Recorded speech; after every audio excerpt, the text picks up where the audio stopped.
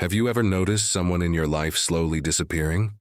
Not because they're depressed or antisocial, just gone. They used to light up every room, sharp, engaging, full of life. And then one day they stopped showing up. I've seen this happen. I've even felt this pull myself. And I started wondering, why are the people who have so much to offer quietly stepping away from the world? It's not random. There's a pattern. And once you see it, it changes everything. It usually begins with a feeling, a sense that something about the world around us isn't right. You sit in meetings where people nod at obvious lies. You watch friends chasing things that won't make them happy. You see systems that reward the worst behavior and punish the best.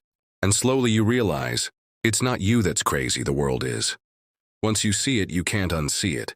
And it leaves people asking, what now? One reason people withdraw is simple. They're starving for real conversations.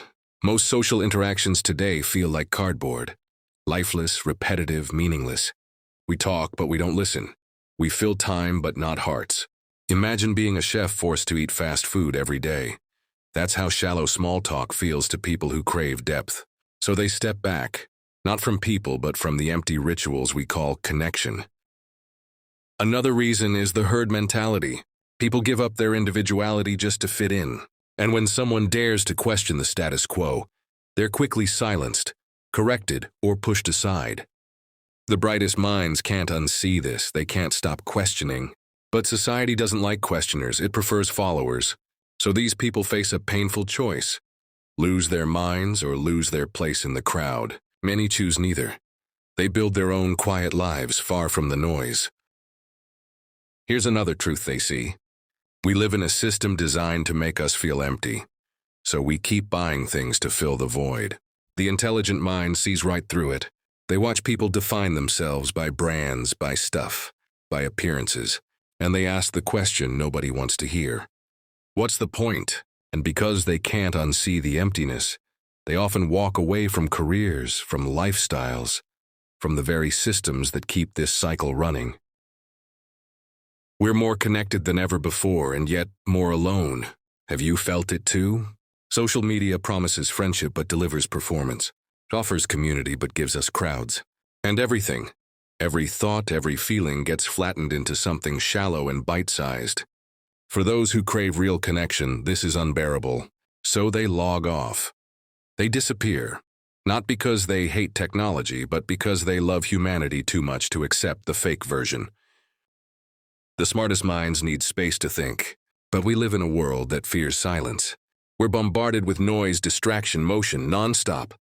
And anyone who steps back to reflect is seen as lazy or antisocial. But reflection is not a luxury, it's survival. So they protect their solitude, they guard their thinking time. And yes, it makes them seem distant, but it's the only way they stay true to themselves. One of the hardest truths intelligent people see is this. Modern systems reward the wrong behaviors. Liars win. Manipulators rise. Kindness gets taken advantage of. Politics, business, media, even education reward the wrong things. And for those who see this clearly, playing the game feels like selling their soul. So they choose to fail in the world's eyes rather than succeed by betraying their values. And here's something I've felt deeply myself. The exhaustion of constantly having to simplify who you are. When you think deeply, when you see patterns others miss, when your mind constantly asks questions, most people just don't want to hear it. So you dumb yourself down. You speak in sound bites, you pretend, but it's exhausting. And eventually you stop, not out of arrogance, but to protect who you really are. When intelligent people disappear, we don't just lose their talent. We lose something even more precious, their conscience. Their courage, their questions. They didn't withdraw because they thought they were better than society. They withdrew because they believed society could be better than it is. The real question is, what kind of world pushes its brightest minds toward the exits? And are we willing to change before it's too late?